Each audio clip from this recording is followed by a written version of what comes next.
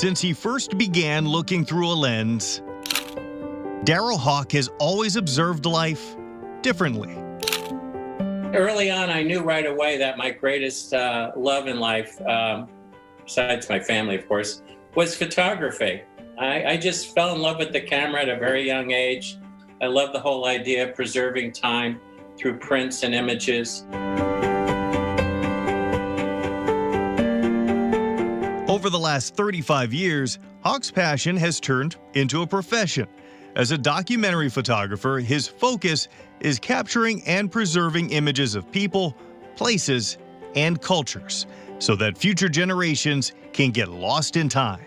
An important thing that I've learned is that wherever I go, and no matter what country I'm in, I'm bringing back a piece of that culture that's embedded in my soul.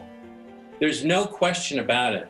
Here we are in Da Village at the most western part of Ladakh. It's a career that has led him on worldwide expeditions, living in some of the most isolated places on the globe, weeks at a time. One of the keys to me in doing these very in-depth documentaries around the world is immersing yourself in the culture. That is extremely important. The more immersed you are, I believe, the better the job you're going to do.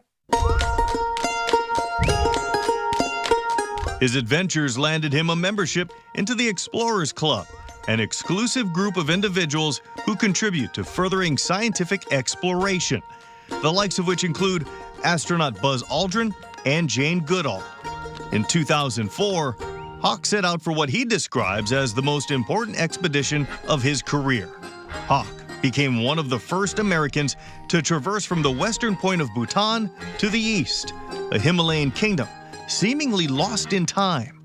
Bhutan is saddled in between India and Tibet on the eastern edge of the Himalayas. He was bestowed with the club's highest honor, carrying its flag on his journey. Hey, this flag has been to the moon and to the bottom of the ocean and many other places. So it's a very important tradition at the Explorers Club to bring the flag. In other words, you're furthering the cause of exploration. That's what the flag is all about. Word of his voyage garnered the attention of the royal family of Bhutan, who then sponsored his trip, providing access unlike had been seen before, even being invited to the king's birthday party. I felt very privileged because I was the only outsider there, and it was heads of state were there from other countries who go to this king celebration every year. And most of all, what I remember is the music and the dancing. Hawk quickly traded in his dancing shoes for hiking boots. We're about seven kilometers away from the very top of the world here. With only a driver accompanying him, they navigated treacherous roads to reach a Himalayan summit. Well, we're at the top now. Quite a long path. You know, when I was on the highest road in the world, there was a real probability that there would have been rock slides or even an avalanche to prevent us from getting over that pass at 18,640 feet. But, you know, I told the driver, I said, look, if we don't make it, don't worry, it's not the end of the world. Going back to my theme, that it's the journey that counts. In 2016, Hawk then became one of the first Americans to circumnavigate Cuba. Starting in the western part of the country, Hawk made his way through Havana and Baracoa, where Columbus once landed. That quest taking 3 weeks. Hawk is also ready to pass along his tips on how to get the most out of traveling, offering a workshop and guided tours called the Unconventional Traveler. The process is you pick and choose places you want to go. You start getting the best map you can, planning the itinerary. Then you have to start working up a pack list. You have to set your dates on when you can get away safely for 3 or 4 weeks. With all of the miles and adventures he's logged, no journey changed Hawk's life quite like the one he took to Hopkinton, New Hampshire to attend the Hopkinton Fair. That's where at the cotton candy stand, he locked eyes for a split second with his now wife, Heidi. She disappeared for a while. Then I found her again later on near the stage where the bands play. It was the Shaw Brothers. We remember very well the Shaw Brothers were playing. And I just decided, I better go up and talk to her. Otherwise, I'll probably lose her and never see her again.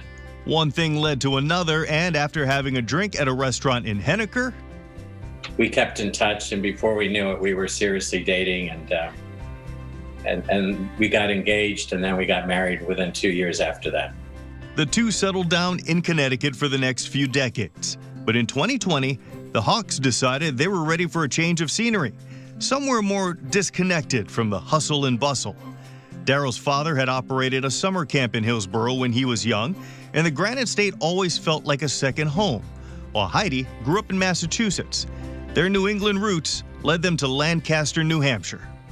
We just realized, that we wanted to get up into the great outdoors. We love being outside. We love hiking. We love sitting around the campfire at night. We love snowshoeing, cross-country skiing, everything that this White Mountain area has to offer. So we just decided to make the plunge. The pandemic made it difficult for Hawk to crisscross the globe. Instead, he's turned his keen eye to landscapes close by. And this is a message that I always like to give, is that you don't really have to get on a plane and go to faraway places to get great photographs. They can quite often be right in your own backyard. From waterfalls to lakes and ponds, Hawk has collected countless images of New Hampshire's natural beauty, and he's ready to share them in his book, Mountains Beyond Mountains, set to be published in May.